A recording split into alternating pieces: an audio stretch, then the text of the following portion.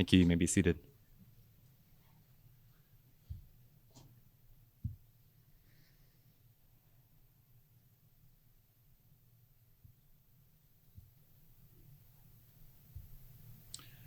Welcome, everyone. Thank you very much indeed for coming to this event this evening.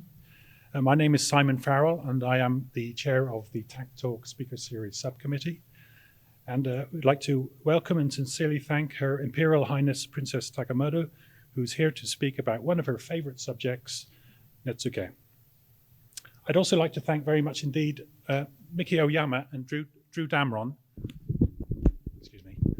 Miki Oyama and Drew Damron for initiating and producing the event this evening. The Princess will speak, as you can see on the screen, for about 45 minutes, and then we have a 10 to 15 minute question and answer session. And I've been told that there's no restrictions on the questions, but we've received quite a few questions online, and I do hope to have to pick a random question from the audience later on, if we have time. And then we will gather for a group photo exactly where you are now. And then we can spend about the next 20 minutes mingling over by the bar, which will be open at 8 o'clock, and around the back of the seating area here. So now I'd like to hand over to Tokyo American Club's second vice president, Mr. Dean Rogers.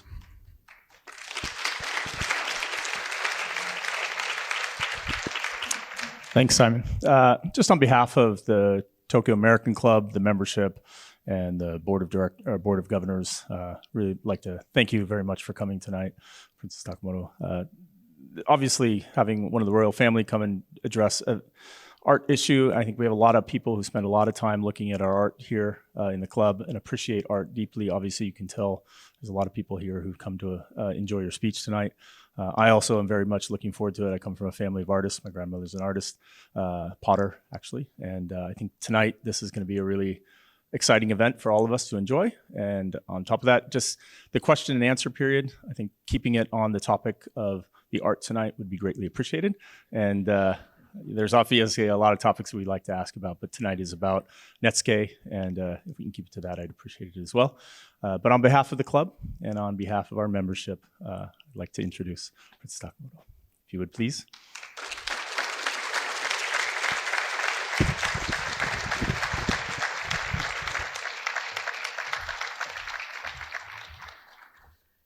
Masks off.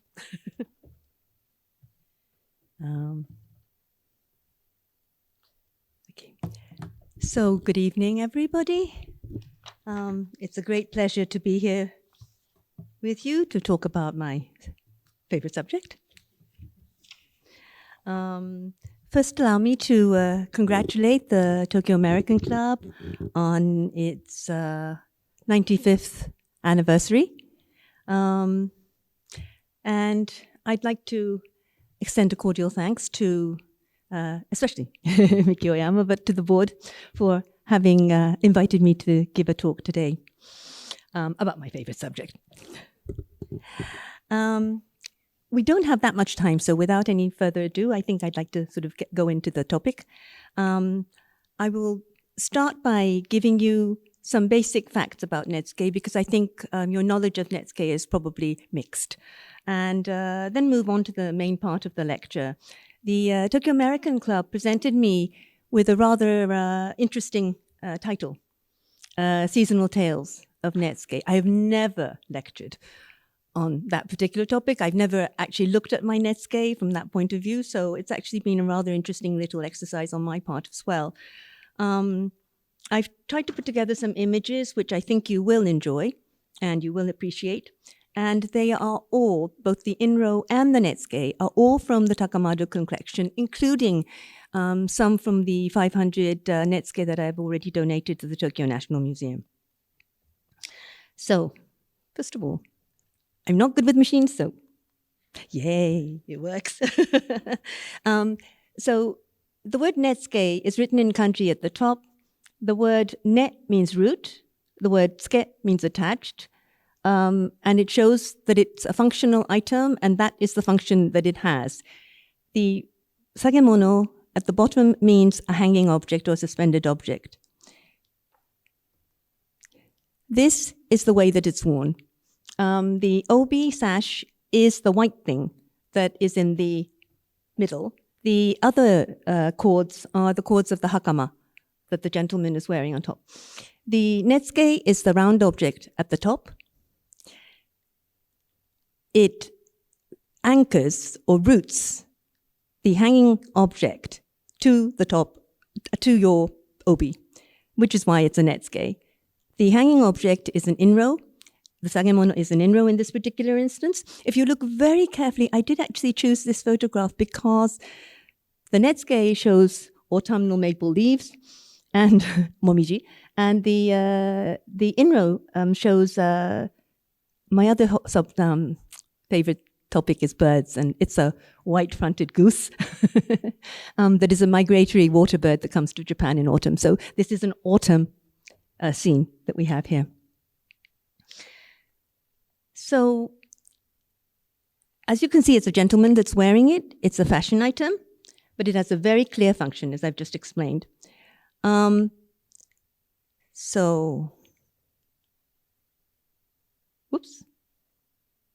Start again. There we are. This is a close-up of an inro and a netsuke set with the ojime, that is the little thing, round thing in the middle, the red thing in the middle showing. The subject is a pheasant calling, and it's just at the breeding season, so it's calling its mate under the sakura blossoms. The same motif is shown on the netsuke. The design of a pheasant and sakura is a very traditional one in Japan, and the coral in the middle, as I said, is the ojime. The ojime is the one that actually helps in the opening and closing of the inro, because if you have it loose, then the lid comes off. It's a very famous design. It's a very traditional design, so you will get a lot, for instance, of this motif being read in waka, tanka, haiku poetry. And in the Manyoshu, we have several, but there is one Manyoshu poem that talks about the pheasant calling under the sakura blossoms at the foot of Mount Takamado. So I always think of this as being Mount Takamado. One's allowed to interpret one's own netsuke and inro in the way one wants to. Now, for Japan, obviously, sakura means about April, and it's spring. We are very fortunate here to enjoy 4 clear seasons, or we have been very fortunate to have enjoyed 4 clear seasons. It's getting a little different nowadays, but still. And being an agricultural and a fishing nation, life in Japan is strongly influenced by the seasons. So the images that you will see today have been chosen to show the seasons as in nature, spring, summer, autumn, winter, but also the seasons as signifying particular points in time as seen in our customs and traditions. I've done it again. One example is the Goseku, the 5 seasonal festivals that we have. The ones that you would know the most are probably the Tanabata in the summer, the 7th of July, probably because it's very close to the 4th of July. And also possibly the Hinamatsuri and the Children's Day, so it's the 3rd of March and the 5th of May. But we have 5 seasons like that, and the one in January is actually on the 7th. And we sort of have we have 5 altogether, but they tend to repeat, they have dual dates that happen on odd numbers. So anyway, this inro actually shows all 5 of the Goseku. The Tanabata is the strings in the center, but I'll show you the other side, the chrysanthemums. Then the other side shows the orizuru, the Japanese origami crane. That is also in parts of Japan indicative of Tanabata, which means that this was made in a certain part of Japan, probably. But like this, and then there are only 4 on the in row, and the 5th is on the netsuke. We also sometimes have suggestive ones. So if we have 2, it suggests to us that it's hidden, but there is another motif there. So we're, the way we look at motifs is very much in pairs, in threes. And so now that I've shown you this, then I will show you the next one, which is an example of a netsuke on its own with a little ojime by its side. The goseku, as I said, are 5 different parts of the year, but the 5 seasonal festivals with dual numbers, as I said, were chosen for chasing away evil and sort of receiving energy from plants and nature. And so the nanakusa that we have on the 7th is the 7 herbs that we have, and we make it into a rice gruel and we eat it. It's not, and we have it. I wouldn't say it's the tastiest thing on earth, but it's not bad. And if it's supposed to be good for you, it's good for you. The 5 are January the 7th. As I said, it's Person's Day, or it's Nanakusa no Sekku. But we have the Dolls Festival on the 3rd of March, the Hina Matsuri. It's the Momo no Sekku, which is the peach sekku. Then we have the Tango no Sekku, the Boys Festival, which is irises. And then the one in the summer, the Tanabata. And then the one in autumn, the Choyo no Sekku, which is chrysanthemums. This one shows the 7 herbs on the as a netsuke. But the funny one is that they actually made the pot the ojime. So you get huge herbs and this tiny little pot. And there you are. The Hina Matsuri, the 3rd of March. I have 3 daughters, as a result of which we have a lot of Hina Matsuri dolls. And this is by, I should give you the names, maybe Rose Yabe Rose, Hina dolls. They also say that you must put all the dolls out for your daughter, and if you don't clear them up early, then it means your daughter is not going to have a good match. That probably means that you're lazy, and therefore as a mother you're not very good, and but it does make you very nervous. This one, it's Akira Kuroiwa, and it's entitled Early Summer. The irises, as I said, are for May, but they actually, they're different types of irises that will grow until about late,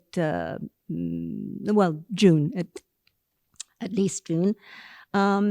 And here I would like to draw your attention to the shape, because we're rushing through, we're kind of doing everything together. Because the ideal shape for a netsuke is a rounded one, not too bulky. And it shouldn't be too heavy, it shouldn't have sharp edges, and it shouldn't be too pointed, because you don't want to damage your obi, you don't want to damage your kimono, and you don't want the netsuke to fall apart either. So, for those purposes, you want them to be basically round. This is a Kagami-buta netsuke, which originates when the original netsuke, when it was a ring with an obi going through it. When the obi became wider, it would no longer go through the ring. So they would pull the ring above the obi, which is the way you saw the netsuke being worn now. Then you don't need that large hole in the middle. So the hole starts to close, and it's small enough just to have a knot to stop it. But then you don't want to see the knot so much. So you put this metal thing on the top to hide the knot. And this is how this one developed. This is a contemporary netsuke, but this is an iris. And this would be for the 5th of May. It's Boys' Day, traditionally, but in 1948, they decided that the 3rd of March was not going to be a recognized holiday for girls, and that they would make the 5th of May a Children's Day for all children. Most Japanese mothers celebrate 3rd of March for girls and 5th of May for boys.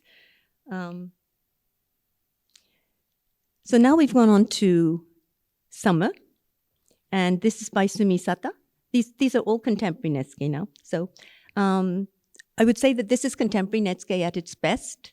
It's the sea, And the waves show this nude, which you would not have got in the Edo period. Surprise, surprise. With some of the foam being shown with little pearls. It's a very, very pretty piece. Again, in the Tokyo National Museum now. But contemporary netsuke from the mid-1970s became a different genre. So instead of saying this is an antique netsuke and it's just the same thing being made now, therefore it's a contemporary netsuke, actually from the mid-1970s, collectors wanted to have one-of-a-kind netsuke. They wanted to have them made by one artist from the beginning to the end. And when you have Japanese crafts, basically they are bungyo, so people divide the labor. You know, there are people that do the first carving, there are people that do the eyes, there are people that do the hair, but the collectors wanted something that was made from the beginning to the end by the same artist. And so it happened at exactly the time that the artists were beginning to want to respond to that sort of thing. They were feeling more artists, and I think they responded very, very well, because they came up with some very good netsuke. And she's one of the people that were there from the very, very, very beginning. Next one, also in summer.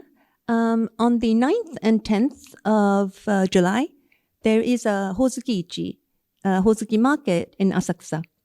Everybody goes to it, but it is a tradition that dates back to the Edo period. And I remember the dates very well because the 10th of July is my birthday. And I end up with people giving me Hozuki most years.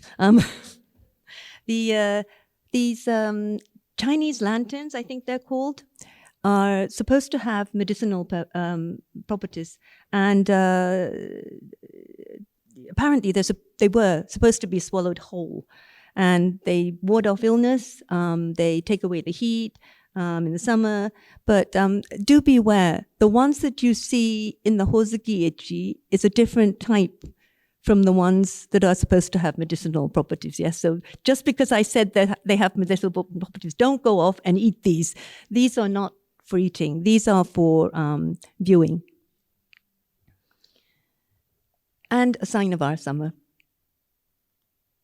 Okay, I wanted to show you this because I thought you might be interested in the material. The material is amber. It's the sort of amber that one would use for jewelry. It has Japanese lacquer. There's a lacquer artist, Masayuki Hariya, who did fireflies on them. And he's actually made great use of the inclusions so that it gives it atmosphere and depth.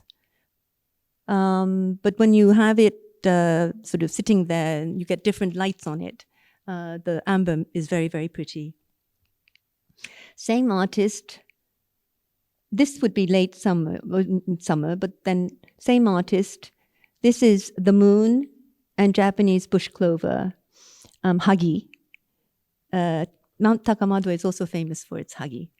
And the silver is the moon, and the lacquer work shows the hagi, the Japanese bush clover.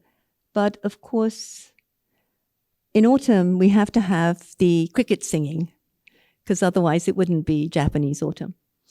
So he's actually put that cricket there, but he's also put it on the ojime as well. Now here, I also want you to note the hole that is there. There are two holes like that. And those are the holes through which the cords are attached to the sagemono. Quite frankly, that is the raison d'etre is the fact that they are sort of toggles. So if they don't have holes or somewhere you can actually attach the cords, they are miniature carvings, but they're not netsuke. So the next one, this is an antique netsuke by Ozaki Kokusai, or Kokusai Ozaki. It's of a chrysanthemum and in water. And the design is good luck. It's also a motif that we use very often, chrysanthemum in water, because it comes from it's good luck associated with a Chinese legend of the Kikujido. There is a young boy called Jido who is exiled from the temple and court, and he ends up in a remote mountain. And he is said to have sipped the dew of a valley, sort of from a chrysanthemum that dripped from a chrysanthemum. And as a result, he lived for 800 years. And so, it's for longevity, it's good luck. So you see this type of design on kimonos, nobis, and everything, the water and the kiku. But then, by the way, does anybody know the name of an author called Osaki Koyo? Osaki Kokusai is his father. It's funny because sometimes in the West, the name of Kokusai is more famous than Koyo. So, next one. Ta-da! Don't think it needs much explanation. It's by Toun Shishido. It's called Surprise, Surprise, Halloween.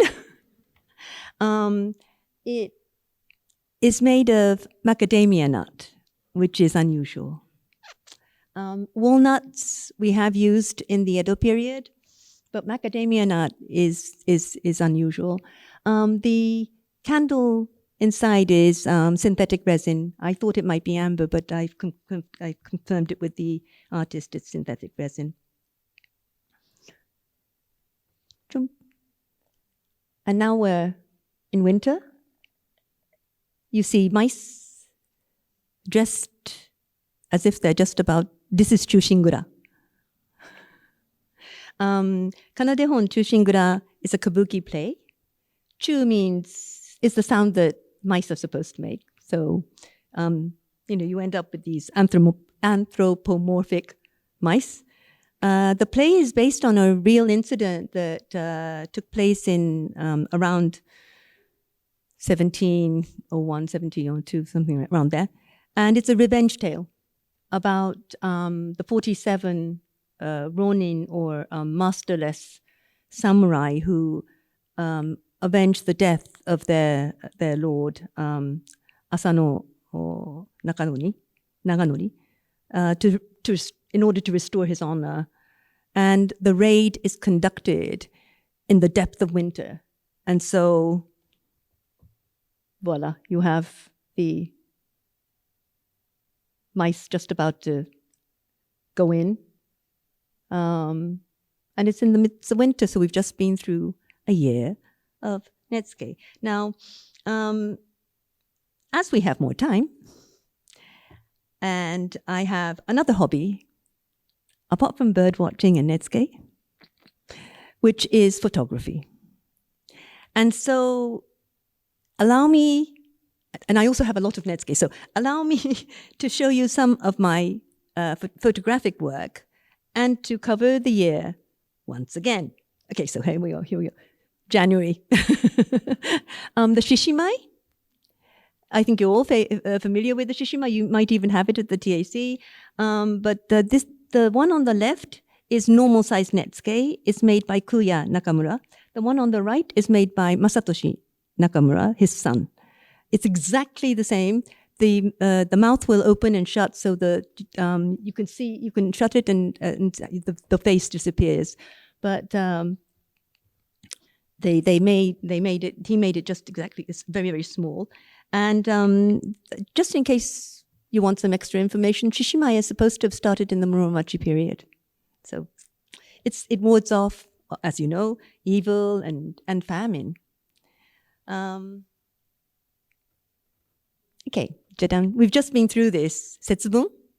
The tradition of setsubun, or throwing those beans at the oni. This is by Yuki Suzuki. I don't know whether you celebrated setsubun here. We did it at home. We've lost our dog, which is the reason that we're quite happily throwing the beans about. But before, we'd throw the beans about, and then the dog would just go crazy and try and eat it. So we kept trying to gather all the beans. This particular oni, you might have realized, has decided that he's had enough of people throwing beans at him. And he's decided that the thing that he's going to do is he's going to hit back. So he's swinging his spiked club a bit like a major leaguer. And yeah, I mean, why not? Okay, so next one. This one is by Yuko Abe. It's called A Different World. The word for kite and the word for octopus is the same. There is an octopus just on the left shoulder of the kite.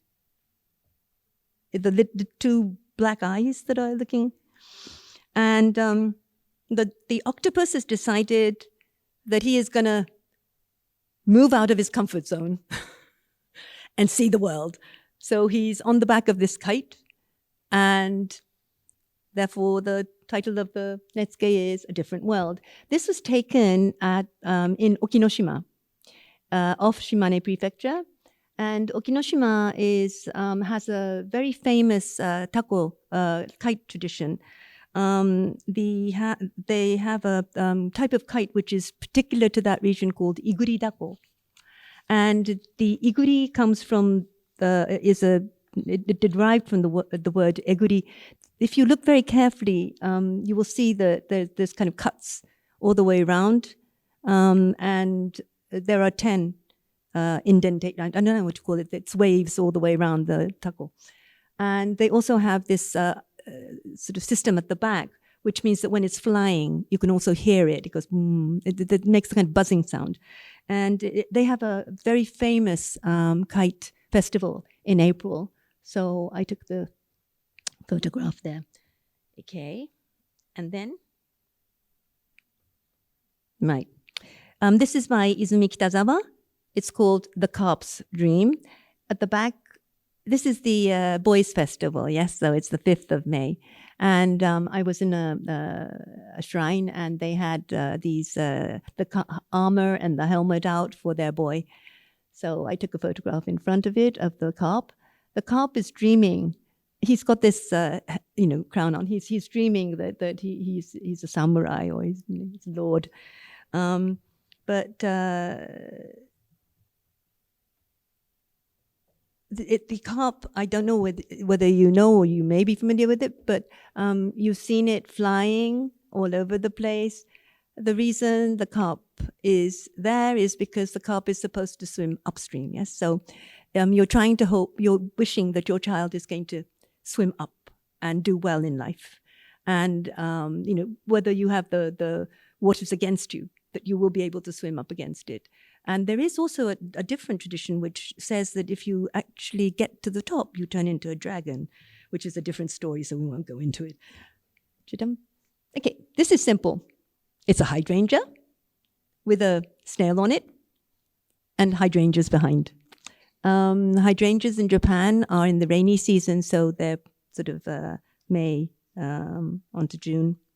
Everything's changing, so it's a little complicated. And then the one on the left is called Goldfish. It's by Hiroko Sasaki. The two on the right are called Goldfish, and they're by Sumisata. I love the idea of making a mermaid a goldfish rather than a big fish. But I thought that it was rather nice to sort of take them a little bit like the Little Mermaid in Copenhagen. So I tried. This is in the Imperial Gardens in Nakasaka.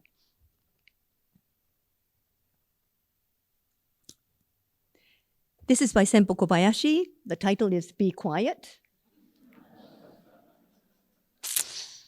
I think I know what he means. She means the mother bird is really serious.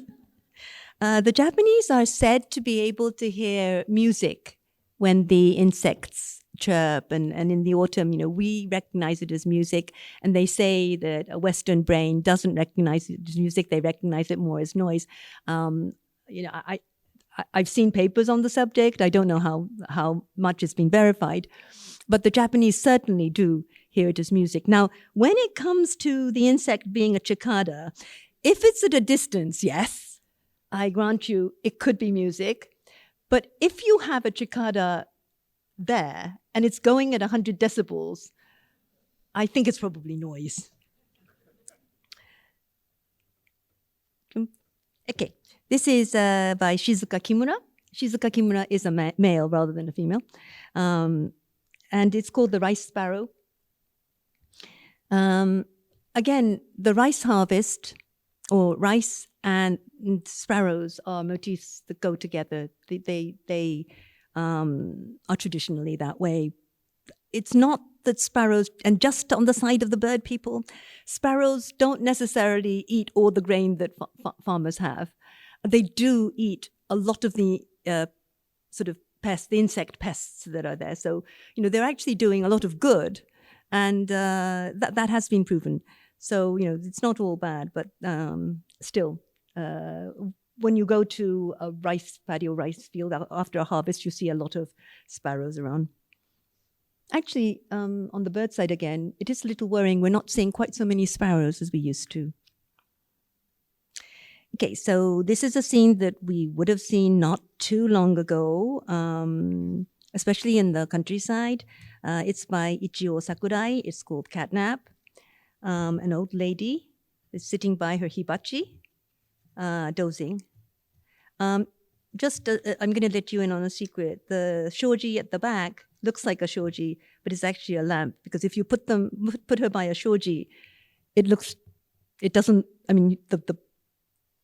wood looks very, very big, and you can't get more than one in because the netsuke is very, very, very small. Next one. Okay.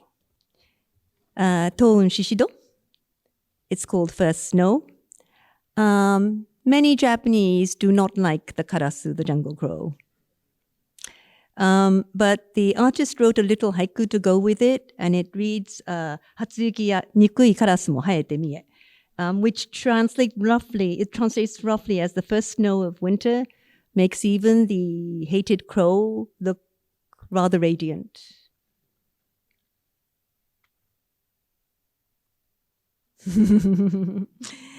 Ryoshu Miyazawa, the second, and it's titled Snowman.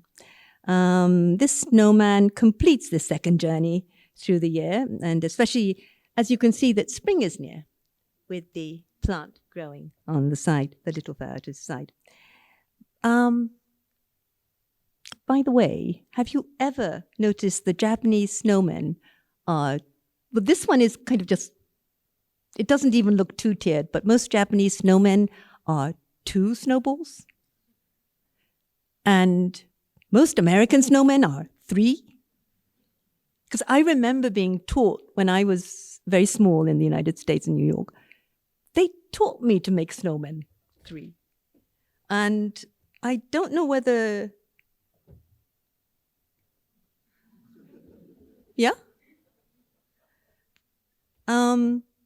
Perhaps it's because we call them yuki daruma, and they're supposed to be like daruma shape. Or maybe we just like them kawaii. Don't know. Okay. So I just want you to know what the size of a netsuke is like. It's very, very small. These very small netsuke in the Meiji crossed the seas. They found themselves able to charm people into collecting them. I don't know whether you've read The Hare with Amber Eyes, but if you read that, you will see that there were large collections formed of netsuke. These sort of netsuke, this is a contemporary piece, but they invite or even they entice you to find out more about the tales that they depict, seasonal or whatever, and thus they serve as a gateway into Japanese history, Japanese myth, Japanese legends, old tales, customs, and traditions. So these tiny little ambassadors, discarded in Japan because we changed from kimono to Western style dress. And so they were discarded by their owners in Japan, in their homeland. They go across the sea. They sort of induce people to buy them. And then they get themselves into large collections. many European countries, in the United States, in Russia, there were very, very large collections. And when the collectors passed away, they were bequeathed to various museums, as a result of which a lot of people can see them, and therefore you find the birth of more collectors. Not only that, you find the birth of artists, foreign artists. We now have artists throughout the world, not huge numbers, but it's not as if there are that many in Japan either. I think Japanese artists, there are probably about 150, maybe, including the ones who aren't full-time artists, maybe 200. So I don't know, in the past we had more foreign artists, but not so many now. But this artist is a Ukrainian artist called Oleg Uspensky. I have no idea whether he's all right or not, but I bought this netsuke from him in 2018, I think it was, and it's entitled Spring, which I thought was, rather lovely. And Ukraine had its own netsuke society. It had a large number of netsuke artists. A very large collector of netsuke is the mayor of Dnipro. And so, what's happening there is, for the netsuke world, traumatic as well, I think. But the thing is, there were also many collectors in Russia, and there were many netsuke artists in Russia as well. So when he carved this, he had no idea this was going to be happening, I suppose.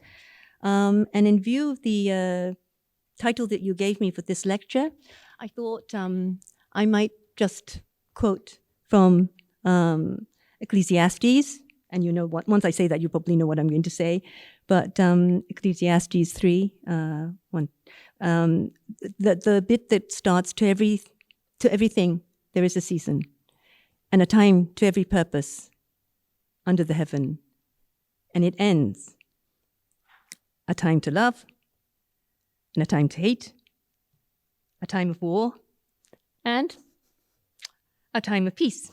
So let us hope that this year will bring a time of peace to all those countries and regions of the world that have been subjected to a time of war. And at this point, I also want to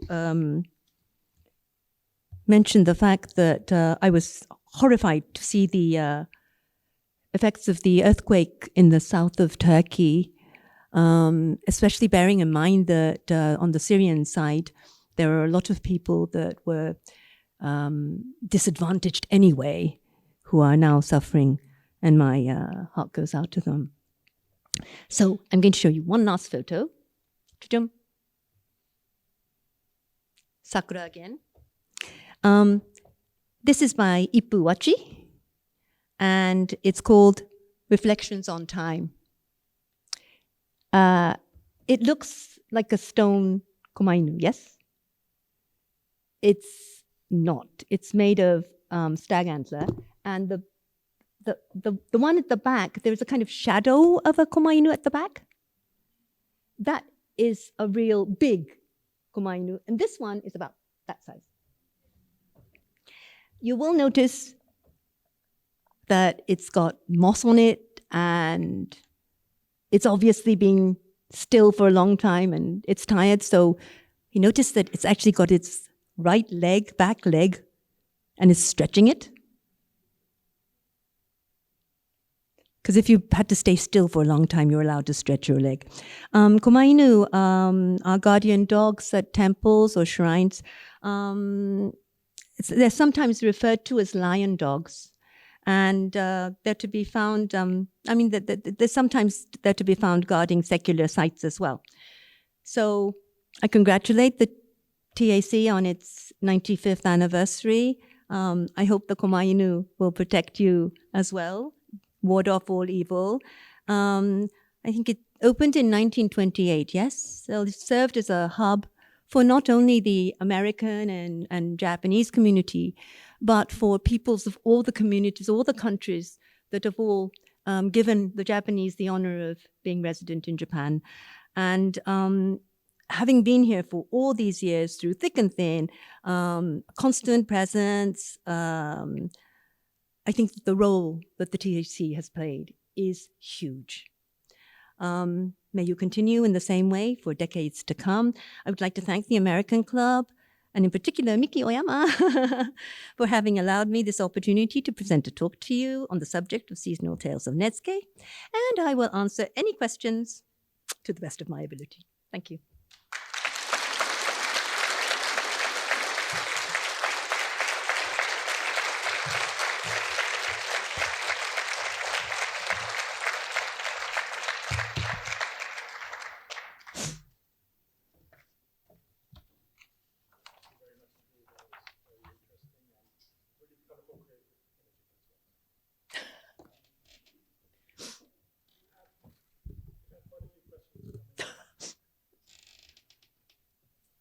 Sorry.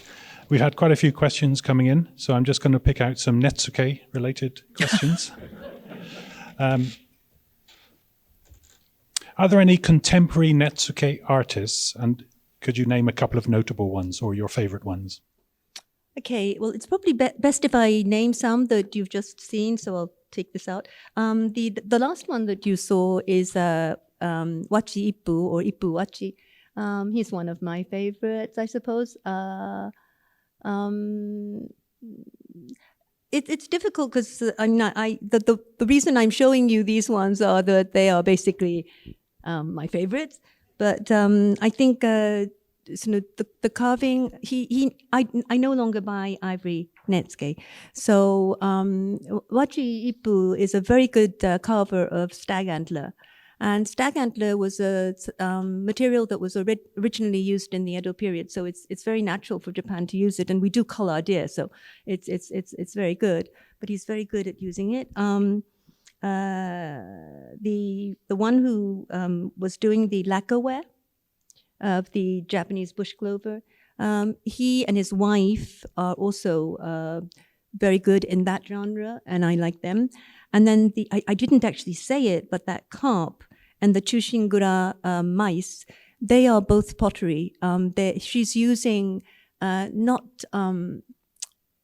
half for pottery and half for porcelain. It's a mixed clay that she uses, mixed media that she uses. But she is also very, very good, and I think that she's an interesting artist. She's quite young, and she studied a little bit in the UK as well. But 3 different genre, 3 favorite artists. Thank you very much. And for those of us who would like to search for a rare or valuable netsuke, can we find them in markets and antique shops and pick up a bargain? Dangerous. I think everybody that collects antique netsuke has to be prepared for the fact that there are a few years of buying netsuke that basically count as going to school. It's an education fee that they have to pay. Okay, at this stage, I'd like to offer anyone who would like to ask a question. Do we have anyone who'd like to ask the princess a question? Oh, sorry. Yeah.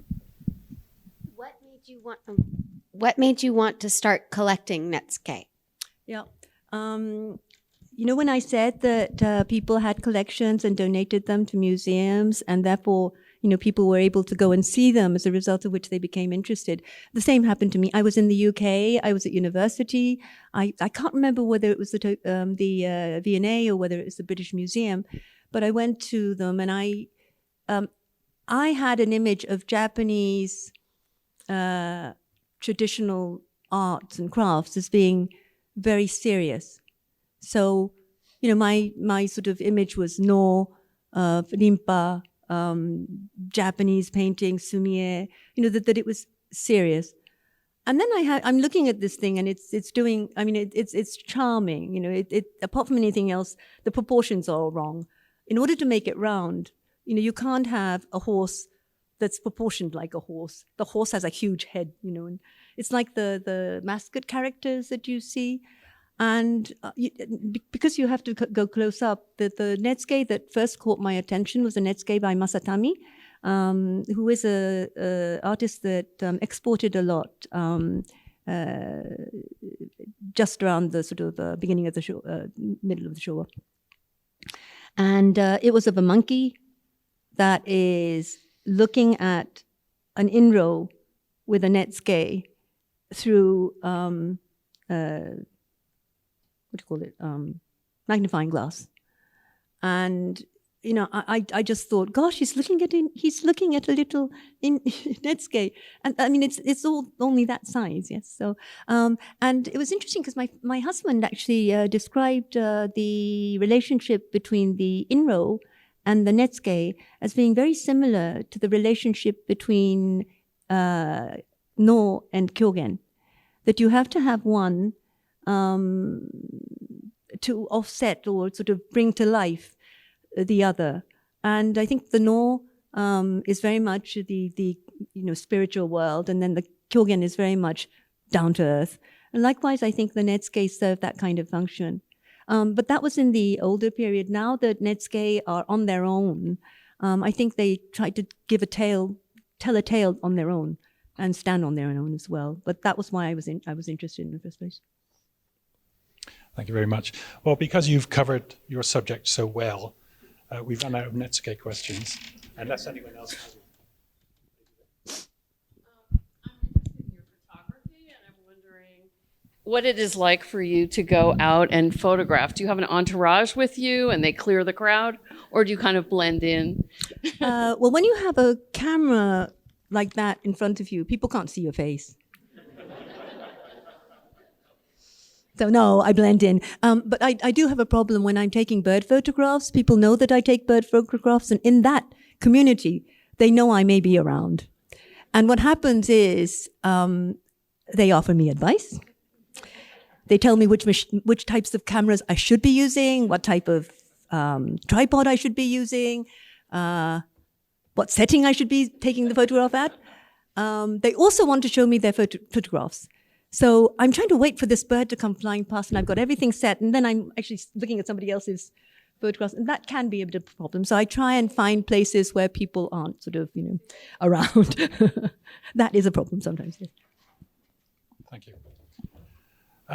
So perhaps we could move on to some imperial household or royalty questions. But please, no questions on Prince Harry or Meghan Markle. But I have one. On Prince Harry and Meghan Markle? Pardon? You have one on Prince Harry and No. Meghan? I have one I'm very curious about, what goes on behind the palace walls and such. So can you tell us, what is a typical day like for you, if such a thing exists? There isn't. But that's actually quite good because it does keep you on your toes for one. It does mean that, you have to keep your mind working, which is also very good. No, there are very few days that are exactly the same. This morning I opened the orchid show, and do go, it's very good at the Tokyo Dome. And then I came on to this, but tomorrow is an entirely different day. That there are several sort of things that I tend to focus on in terms of my work.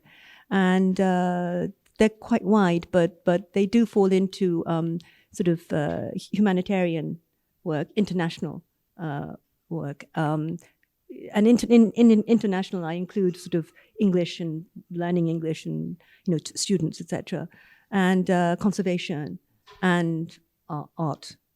So yeah, education. Yes, five. Here's a great question. I hope it's not too controversial for you. It's from one of our members. When do you think that women will be allowed to ascend to the Japanese imperial throne? Yeah, I'd like to have somebody else answer that question for me. Okay, what are the most enjoyable and challenging parts of the job? What? What are the most enjoyable and the most challenging parts of your job? Well, the challenging one is when someone asks me a question like that. The enjoyable one is when you've just answered it rather flippantly and you skim over it.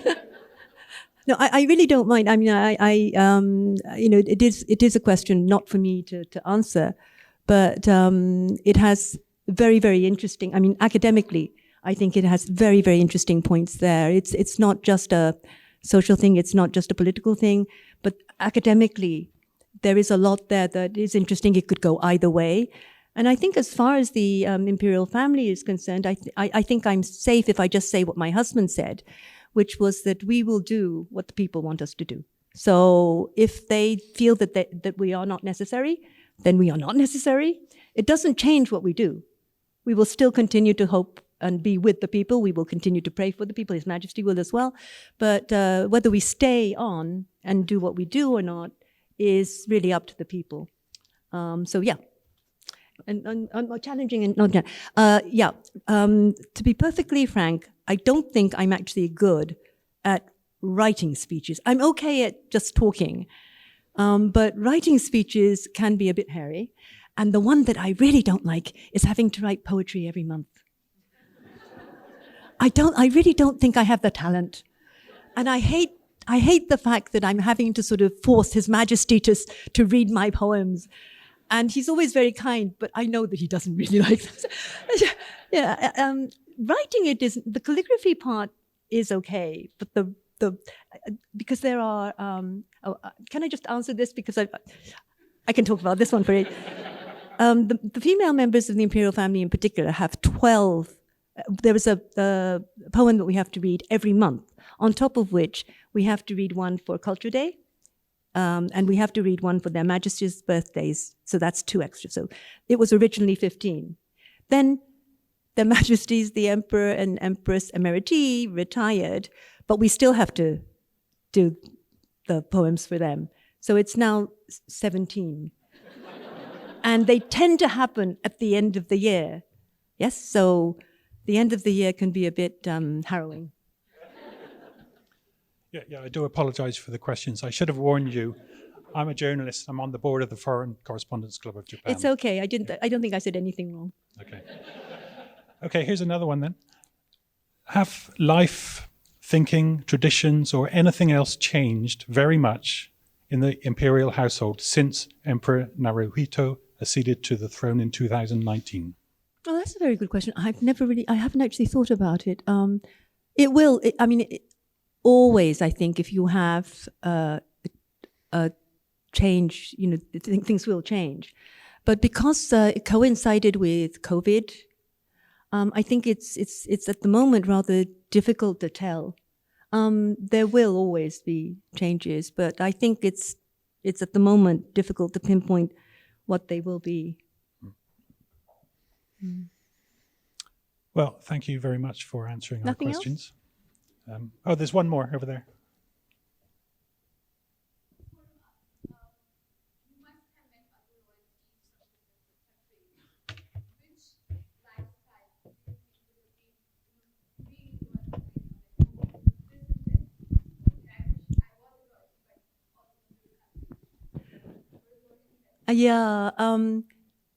If I got the question entirely, I spent a long time in the UK. That is what you're asking, yes? Yeah. When I said I was in the United States, I was very, very little. But, it was really very much in my formative years that I was in the UK. So my parents lived in Paris, but I think probably, it's very much like home. Now, whether being in a place that is like home is fun or whether it's interesting is a different matter. But I feel comfortable there. When I go there, I feel comfortable there. There are places that I want to go to, probably because they are far removed from my normal day. And for those purposes, the place that I enjoyed the most was Greenland.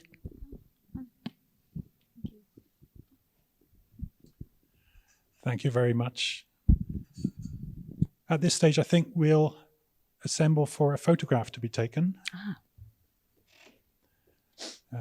If you can all stay seated. Just allow me to jump in.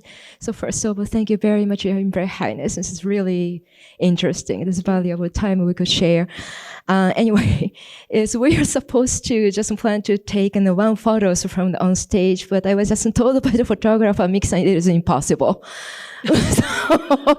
So I would like to, Simon Drew, can we just invite everyone, for the mingle time, and we have the drink at the drink bar.